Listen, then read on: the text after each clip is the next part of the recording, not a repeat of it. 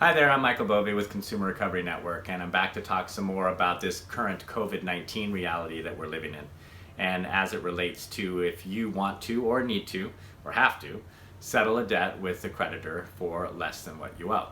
So throughout this YouTube channel, there are dozens of videos dedicated to the topic of negotiating and settling debt at every stage of the life cycle of a debt with your creditor, collectors, law firms, debt buyers, everything.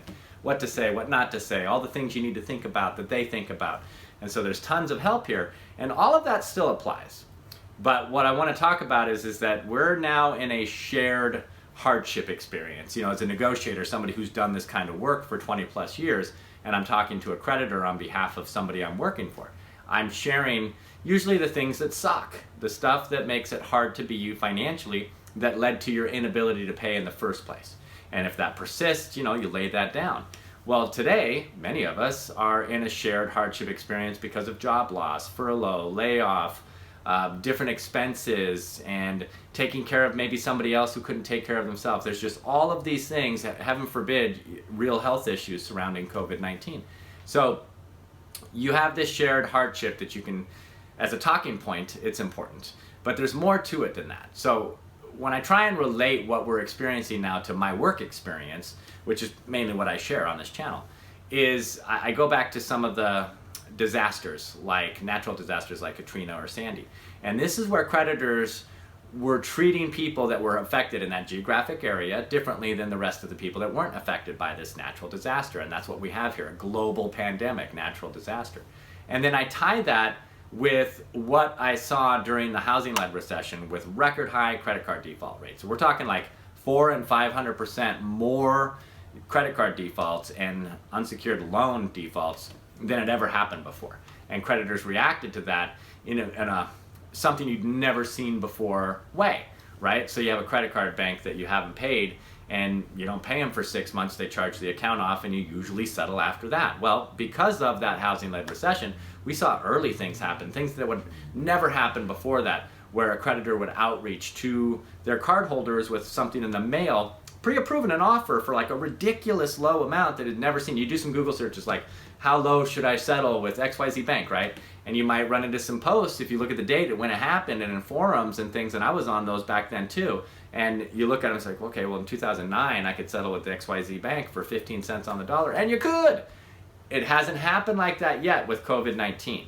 And so my expectation isn't necessarily to see some things that went that low, although that could happen, and it easily could. I'm recording this video in the beginning of May 2020, and we could see some of that by the end of May. We could see that in June. It just depends on how we get back to work and what happens with these forbearance and what people do afterwards.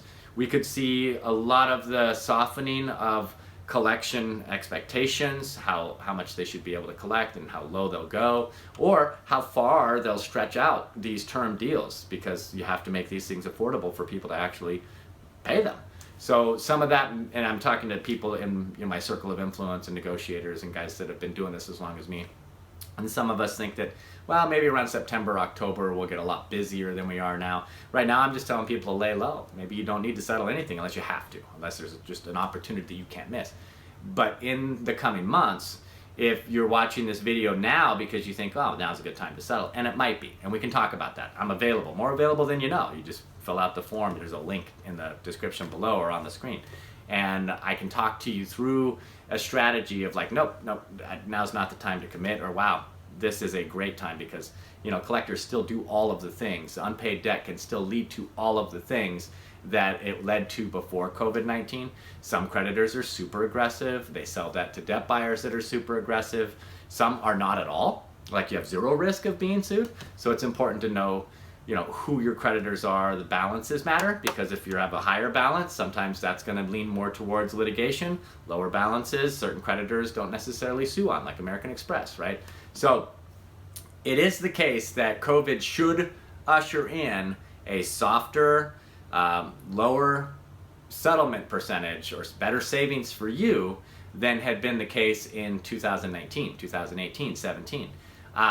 It also could be the case that you can take what you pay for a settlement and stretch it out over time or have a longer duration. So lump sum was king, cash is king, money talks, and then so this lump sum gets you a lower settlement deal. That's a truth.